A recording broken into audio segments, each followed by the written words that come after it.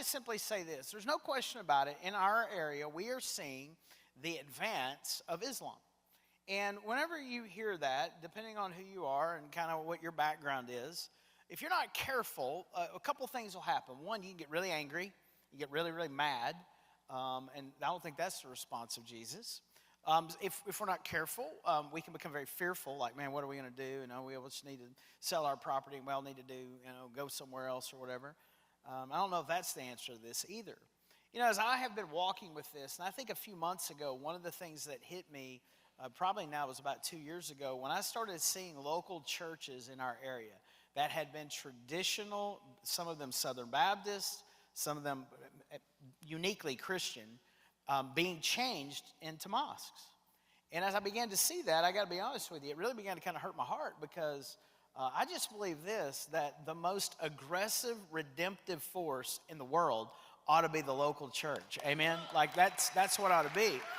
And I feel like you and I are a part of a church, and been a part of church for a long time, that is a pretty offensive, in the sense that we are always going to think about who needs to come into the family, who we need to reach with the gospel.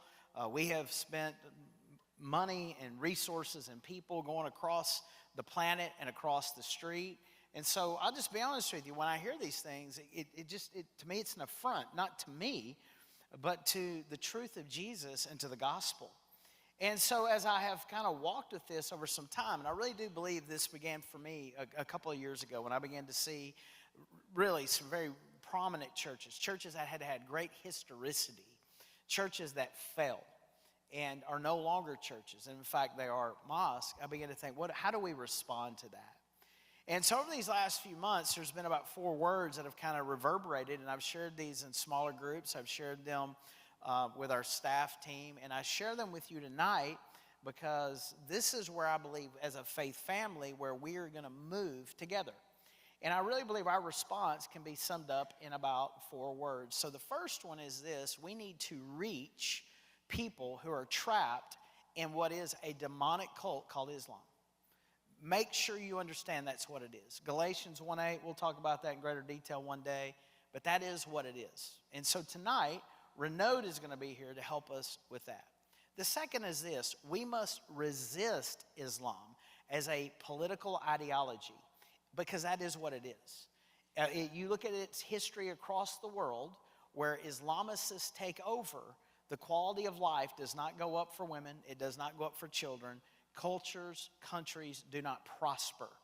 And so freedom of speech goes away. Freedom of religion goes away.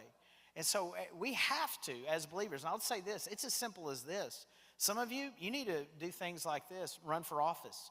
You need to be involved in your local HOAs. If you're not careful, we will lose at the grassroots level in our HOAs. I'm being very honest with you about that.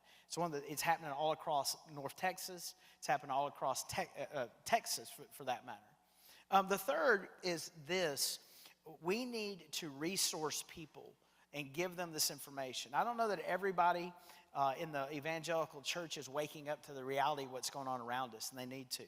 Part of the reasons that we have Renaud and Karen here with us tonight is they have some resources. We're going to continue to try to get those things to you.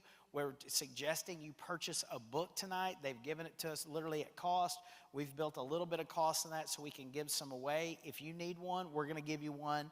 We want to give you resources. It's important that you have factual information as you deal with people. Amen?